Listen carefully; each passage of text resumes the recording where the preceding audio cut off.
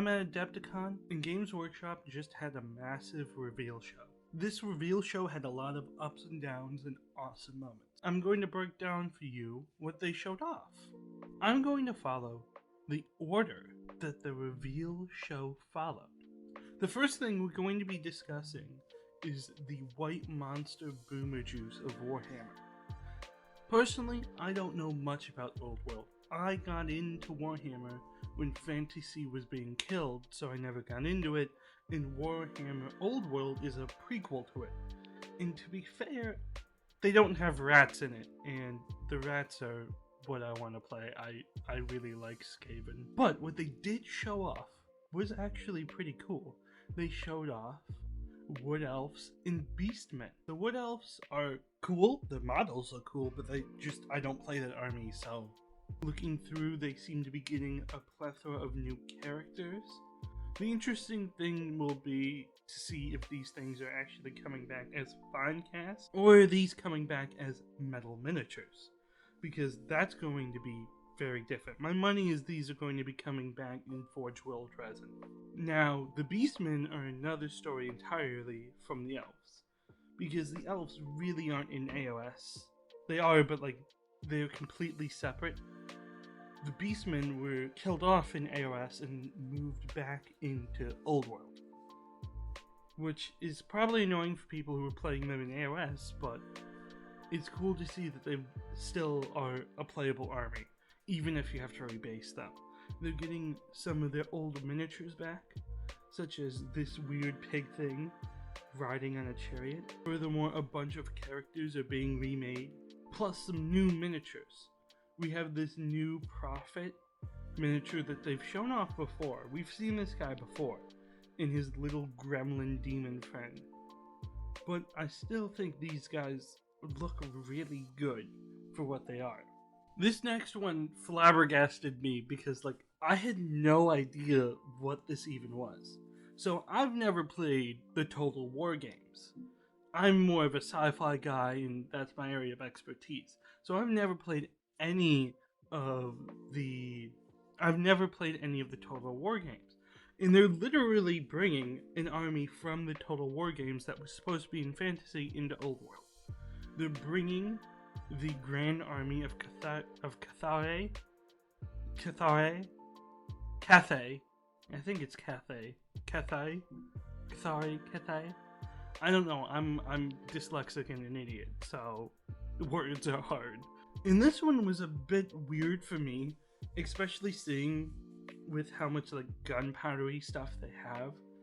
It makes sense for the theming, but it does kind of feel like they're stepping on the toes of the Empire, because it's literally people, normal humans in armor with cannons. It's almost like a mix of Britannia, because all the units have armor, and then they have the technical stuff of the Empire.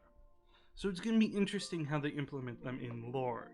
But that shouldn't take away from how fantastic, from how brilliant, how bloody beautiful some of these miniatures are.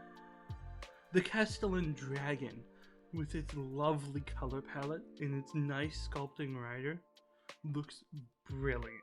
The Jade Warriors remind me of these heroes of old, these deep legends that you would read into Journey of the West. And don't even get me started on these beautiful sky lanterns. It's going to be interesting to see how they travel, because these things are probably going to be hefty and tall, but at the same time, it's kind of nice. The only issue I'm going to see is trying to get transfers on some of these guys, with how many curved edges there are. But let's be honest here, a balloon dropping bombs is freaking cool. I mean, they literally made a whole game around balloons versus monkeys, and this is what this box is: balloons versus monkeys. Furthermore, they also stole a note out of the old pilot episode of Ninjago with a bunch of Jade Stone Warriors. These were forged by the Emperor and apparently protect the Borderlands. I just think they're really cool sculpts. I mean, hell, I would be willing to take this out and use this as a shard of cane because it's just so cool. Honestly, it's cooler than a lot of miniatures that they've come out with. The final thing they showed off for Cathay is this interesting character. I don't know who she is because I haven't played the games, but Supreme Macho, but she can turn into a dragon and turn into a human. That's going to present interesting gameplay because normally you just have one miniature, so this alternate changing is going to be interesting to see how they implement it. Furthermore, this dragon looks bloody brilliant. I mean, don't get me wrong, the human model looks good, but it's a big monster. Big monster look cool. Me use rock brain. The other thing is it doesn't have a lot of the other issues I've seen with other Games Workshop miniatures. When it has flowing hair and stuff like that, it doesn't look stiff. A lot of times they don't look fluid, it looks stiff. Overall, I think this miniature line is going to present as one of the best they've ever done. I think Games Workshop is going to knock it out of the park. My only concern is this is being put into a specialist game, and most of the time, specialist games don't get much attention. The next one is kind of an interesting topic. They started talking about kill team, and I want to take a step back because I do really like both these kill teams, but I do want to have a conversation about kill team in general. See, kill team was originally created as a cheap way for people to get into 40K. Instead of having to buy a full starter set, you just bought one box, and then that's how you got into 40K, that's how you learned it.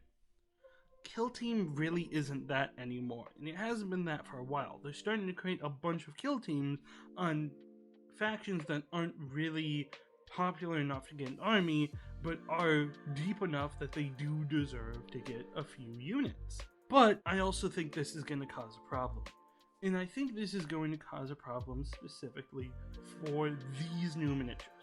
They recently showed off, well, I shouldn't say recently, they showed off at Adepticon this new Tyranid army.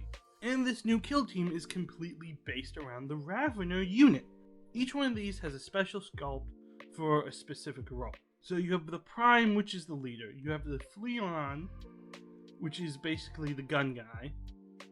Then they have two specialists in sort of melee combat.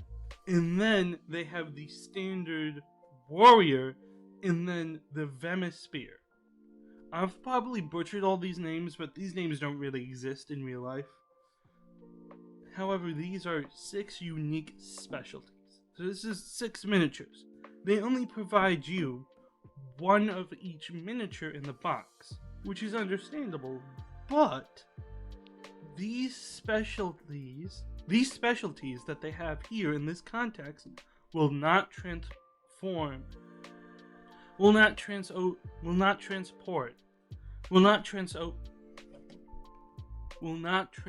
over to 40K.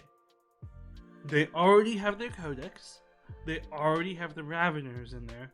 If you use these models that you pay extra money for, you're going to have to use the normal Ravener datasheet. So I think this is clearly putting a wedge in between what is Kill Team and what is Warhammer 40K. I mean, the whole point of having the Agents of the Imperium was to port over Kill Team armies into 40K. And yet, now they're making a clear divide that we've already made rules, so no, you're not going to get special rules even though you bought the special miniatures. That long tangent aside, I think these, despite having a paint scheme I don't really like, looks fantastic. I might not like the colors on the box art, but I clearly can easily tell that switching out these colors, these guys will look fantastic. And personally, I think these look way better than most of the mainline stuff in the Tyranid army. They kind of remind me of the Necromunda Gene Stealers, where they just created an alternative version of the standard ones that are just like flat out cooler. that are just flat out cooler, and I personally cannot justify, except for like it's more expensive, so me broke can't buy, using these over the standard Raveners. The standard Raveners are old and they look abhorrent. Okay, they just are old, they're fine cast, and they just don't look good. These look fantastic and are amazing. And it's disappointing to me that, like, if I wanted to add a lot of these into my army, I wouldn't be adding a lot of these into my army, I would be adding the old datasheet, not these. Interesting they're being put up against the Adeptus Mechanicus. Not something I would have put them up against, but honestly kind of makes sense. I mean, like, when I think Adeptus Mechanicus, the only thing I think to put them up against, you know, is Necrons, but maybe Gene Sealers, and by extent, the Tyranids. I think this is a great pairing, just unexpected. Also, the miniatures in here are kind of unexpected as well. See, we really only have two main characters in this. We have a Technobiologist, essentially an Admech apothecary. The other one is a Servitor Underseer. This is a Servitor Underseer. Now, this is interesting because we've really only seen the Overseers. And while this might sound like a pedantic difference, but these are two different units that do two different things, and it's going to be interesting to see how he interacts. The rest of the army is kind of just servitors. The one interesting thing is these servitors feel more in line with 30k counterparts than they do the old 40k miniatures we've seen. But the old 40k ones are fucking trash, and these are just an absolute upgrade. I dog Games Workshop a lot, but these are just a flatter upgrade from what they were. Finally, never, ever buy terrain from GW. Don't get me wrong, GW's plastics are fantastic. Don't get me wrong, Games Workshop plastics are fantastic. But spending money on terrain from Games Workshop is wild. I mean, you're paying as much as an actual box for some terrain to play on. Looking through 3D prints and 3D sculpts, as well as third-party places like Etsy, is going to get you this exact same terrain that they're showing off for Tyranids at a fraction of the price, which will allow you to buy more Kill Team boxes. That will allow you to buy more Kill Team boxes. Next is the Spearhead reveals. I mean the Age of Sigmar reveals. Why would I say Spear?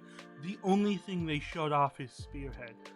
I don't play Age of Sigmar, but this seems to be just the Spearhead reveals. Literally, the only thing they showed off is the Spearhead board. Then they showed off new Spearhead armies. And then finally they finished off with showing off the general handbook. That was all they released for Age of Sigmar. Something that's supposedly one of their big flagship games, that's supposedly one of the most popular games, has absolutely nothing to show off. Now we can move on to the 40k reveals. And this was some of the best reveals they've had in a while. I personally stopped watching reveal shows. The only reason why I was watching this one is because I was here, and it blew me away. But I'm going to have to start with something disappointing. I fucking hate this World Eater HQ. The blood-soaked, I think this is the name of this new HQ. The Bloodthirster, whatever you want to call this whole weird thing of having demons possess World Eaters just doesn't fucking work. Okay, the World Eaters were not about possession. The World Eaters were about losing themselves to madness. And the fact that we keep on getting these things like 8-bound and other stuff, where it's like a demon fusing them into their armor, is not what World Eaters were, and it really turned me off of wanting to play World Eaters. And as somebody who has a World Eaters 30k army, I see why the 30k is so much more appealing than these. I mean, in 30k, they're berserkers in armor. That's what they should be. This guy has half of his arm turning into a chain axe, and then is mostly out of his armor, and his face looks like Ingran's demon face. I hate every part of this miniature. I hate every part of it. I hate the trim. I hate how the armor looks fleshy. I hate how the flesh is binding in with his armor. I hate that with Khorne, the person who's about... I hate how Khorne, the god about self-strength, is now about having 8 demons possess him because 8's his magical number. Okay, it just doesn't work, and it's fucking stupid. Luckily, I can quickly move on from this abhorrent piece of shit to the Death Guard Codex. And the Death Guard Codex reveals a new HQ. And the Death Guard HQ is actually fantastic. I don't like his bag, but that's a simple kit bash that I can fix. I think the blade that he has that's super long and looks heavy is amazing. I love the abhorrent body horror. His weird mouth and how he's like almost spoiled in his armor to where there really isn't a body left in there. The armor is his body. And I think I love the also decay of this guy. I think it's just really good. I think it's one of the better HQs that they're releasing for Death Guard. And Death Guard's a much more complete army than World Eaters. World Eaters desperately needs their other half of their army. Death Guard doesn't. So the fact that they actually took the time to actually make an HQ that felt necessary to the army was really refreshing to me, and I really like what they're doing with Death Guard. However, not to be outdone, the Thousand Sons, the dusty chads they are, the fucking awesome, they stole the show up until later in this. They stole the show for Chaos. Not only do they have a new codex coming out with fantastic cover art. I mean, look at this. This looks beautiful. They're getting a new unit that I would never expect. This unit is these robots, this chaos robots. This is something that's really deep old cut. I mean, like, chaos robots were the precursors to Necrons. So, I never thought they would ever bring them back. But seeing these, and I know they don't really fit in 40k, but still, they look awesome. I mean, like, this is super nice for a 30k conversion. They're just super nice in general. I love the design of these miniatures. This provides a really good shooting platform, and plus, the Thousand Sons in general just need more units. You take away their Terminators, and they're almost... They have 11 units. Okay, the Thousand Sons without their characters have 11 units. They need more. You need more for them to be a fully fleshed... You need more to give them to have them be a fully fleshed out faction, or they need to have access to the mainline codex. And because they're taking away mainline access, they desperately needed unique units like this, and they nailed it, and it's out of the park. Furthermore, they've given Scalper bait. Again, GW does something so epic and so cool, and then they're gonna screw it up. They are releasing these codexes as limited time releases.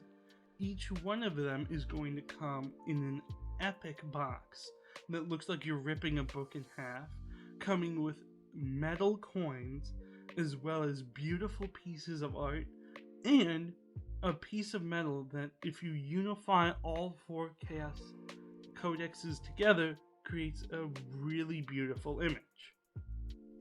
The only problem is this is a limited time run. This is easily scalper bait with how much they've added here and how limited they've made this. And while I'm happy to see them putting in a lot of effort for codex releases, I'm also kind of disappointed because this, I feel like, should have been seen from a mile away. That if they don't produce enough of these, this is just going to be a scalper's dream. While we are talking about this old kids club, I can't neglect to mention, we're just going back to Armageddon again. we're going back to Armageddon. Now, I've always said they've underused Warhammer Crusade. I feel like the Crusade rules don't really match up to the 30K narrative books. However, I am always happy to see them do more for Crusade. I feel a bit mixed because we're going back to Armageddon. And I really feel like we shouldn't be going back for a fourth time. This isn't just like number 2 Electric Boogaloo. This is the Boogaloo is gone. We've been here 4 times. How many more times can you have Armageddon? But at the same time, I'm also happy to see them focus on a narrative campaign. I feel like 40K very much lacks narrative campaigns, therefore having stuff like Crusade helps with narrative campaigns. This is literally focused around some of the same factions that we've seen before. You have the World Eaters coming back, you have the Orcs coming back, you have the Grey Knights coming back, the Black Templars coming back, the Salamanders and the Wolves all coming back. With this, you also have the release of the Grey Knight Codex, which is going to be interesting. Last time we talked about Grey Knights on the channel, I didn't really like how they were playing, so it's really cool to see them getting a codex, to see if we can get some alternative ways to play them. Furthermore, we're also getting a Grand Master and Nemesis Knight. This is going to be a new release. We already have a Nemesis Dread Knight that everybody makes fun and calls it a baby carrier, but we've never had a Grand Master in it. This is going to be a character killer. This could probably take on Ingron, or at least it should be able to take on Ingron. But it kind of has the same design issues as the other baby carrier because they're both baby carriers. I don't really like the flail as a weapon, but I do like the mace, and then it has a cool multi-melta. So I'm here for it. I've always liked the Knights to a degree. I've always liked Dread Knights to a degree, though I feel like it still would be cooler if it had a fully encapsulated head area. There's some 3D prints that I much prefer to these, but for judging the official model by itself, not comparing it to anything, I really enjoy it and I really like it, and I'm happy to see that the Grand Master is getting I'm happy to see the Grand Master get a new way to play him. So it's getting pretty late now. I'm past midnight, but luckily we only have one more reveal to talk about. And when I say one more, it's a bunch more. But we're talking about the new Space Wolves. And my short today is going to age like fucking milk. But I'm happy that it is. See, if you guys don't know, recently I've been doing a series on shorts about how I wanted to kit bash Space Wolves to give them a lot of their personality back, because I found them very boring and just looking like any other generic chapter. And this release literally fixed exactly what I was complaining about. They have different types of armor, different mixes of armor, and they have different unique weapons.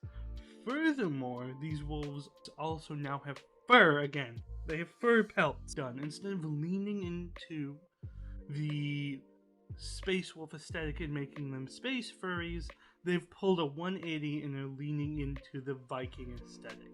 The Grey Hunters look fantastic, and while they are in Tacticus armor, there's a lot of remnants of the older armor. I mean, look at these knee pads. These don't look like Tacticus knee pads. These look like Mark 8 knee pads. And if you look at their shoulders, some of them have the Mark 6 without the... Some of them have Mark 6 shoulder pads, some of them have Mark 8 and other different shoulder pads. They also have a lot of trinkets on them, and several of them are wielding 2 melee weapons, a knife and a chainsword. Hell, one of them is a beaky helmet. I literally kit-bashed a beaky helmet. Furthermore, the Grey Hunters just look fantastic.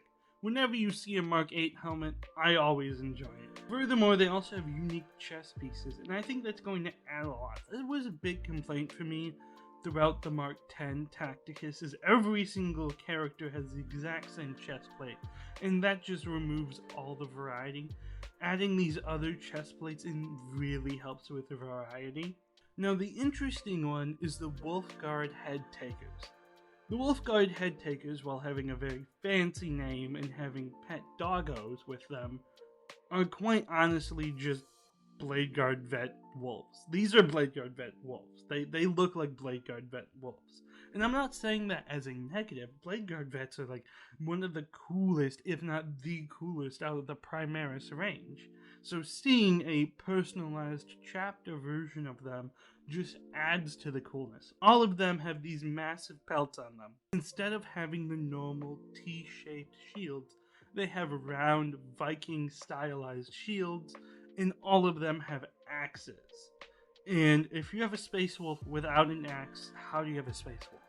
Furthermore, the Wolf Guard Battle Leader literally is just the same thing as the Wolf Guard Head Takers, just dialed up to 11, and it's so beautiful. I'm lost for words. Obviously, it's late at night, but I am just lost for words. They've nailed everything. They're giving him his Thunderhammer back. He has the shield. If you want a helmet on it, they have a helmet with a wolf tail. If you don't want a helmet, they have long flowing locks that you could paint up to be red to make them look like space wolves. These things just are brilliant. And they keep knocking it out of the park. I mean, they were finally releasing the Wolf Priest. This Wolf Priest just looks fantastic. I'm actually jealous. I was going to kit bash a Wolf Priest from a Judiciar, and what they've done here, there's no way you can compete with this. There's no way you can compete with this. It's just too good. This is brilliant. Okay, this looks amazing. It has so much personality, and the dead wolf head looks so much cooler than those living ones. I am lost for words with how excellent they've ended this show off with. They've had some hits, they've had some misses, but overall, I think this was an amazing show, and I'm happy that I actually got to catch it live. And I'm actually happy that I got a chance to see it live. Get those reveals before they revealed and spoiled. The shock and awe, it was fantastic, and it's nice to see it's nice to see that these reveal shows are getting better, and not just the same slop every time. Anyways, that's enough positivity for me. It's time for me to slink back into my pit and become a salty bitch again.